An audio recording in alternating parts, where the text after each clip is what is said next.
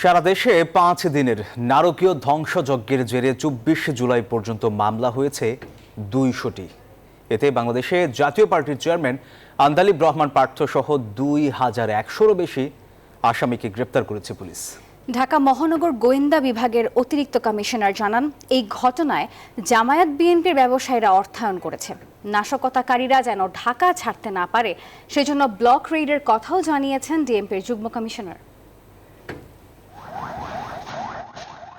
আগুনের লেলিহান শিখা বাংলাদেশ টেলিভিশন ভবনে, পুরে ছারখার সেতু ভবন, মেট্রো রেল স্টেশন, এলিভেটেড এক্সপ্রেসওয়ের টোল প্লাজা, আরো কত দেশের সম্পদ, দশের সম্পদ।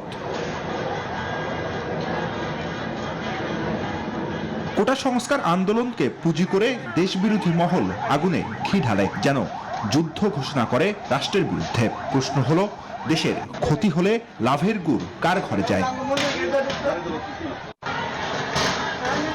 অঘটন যা ঘটার ঘটেছে বটে, জড়িতদের ধরতে এবার মাঠে নেমেছে গোয়েন্দারা।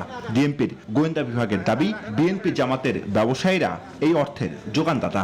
তারা বলছেন, লন্ডন থেকে আসা নির্দেশে হত্যার জন্য বিলানো হয়েছে টাকা, একজন ধরাও পড়েছেন। একজন ছাত্রলীগ মারলে 5,000 টাকা, একজন পুলিশ সদস্য মারলে 10,000 টাকা। জামাত শিবির বিএনপির ক্যাডারদের নির্দেশনা প্রদান করে। এর ধারাবাহিকতায় গ্রেপ্তারকৃত আসামিরা প্রত্যক্ষ নির্দেশনায় বিএনপি জামাতের নেতা কর্মীরা টাকার বিনিময়ে টুকাই এবং ছিন্নমূল দিয়ে ঢাকা উত্তরা আব্দুল্লাহ পৌরসভার বিভিন্ন স্থানে ভাঙচুর, অগ্নিসংযোগ, নারী হত্যা ঘটায়।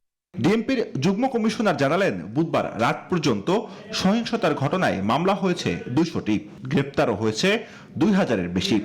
আমরা জানি সন্ত্রাসীরা গত 2-3 দিন যাবত একটু গা ঢাকা দিয়েছে।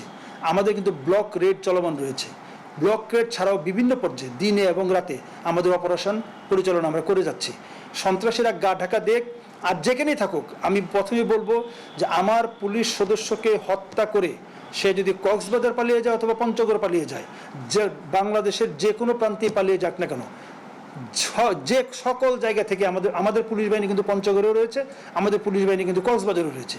নিরাপত্তা বিশ্লেষক অবসরপ্রাপ্ত মেজর নাসির উদ্দিন আহমদ বলছেন, নাশকতাকারীদের বিচার হওয়া যেমন জরুরি, নিরপরাধ কেউ যেন হয়রানি না হয় সেদিকেও নজর রাখতে হবে। নিরীহ মানুষের যাতে আর কোনো ধরনের ভোগান্তি না হয়। সেতু ভবনে নাশকতার ঘটনায় বাংলাদেশ জাতীয় পার্টির চেয়ারম্যান আন্দালিব রহমান পার্থকে গুলশান থেকে গ্রেপ্তার করেছে মহানগর গোয়েন্দা বিভাগ। পরে 10 দিনের রিমান্ড চাইলে 5 দিনের রিমান্ড মঞ্জুর করেন আদালত। জুবারসানি, নিউজ 24, ঢাকা।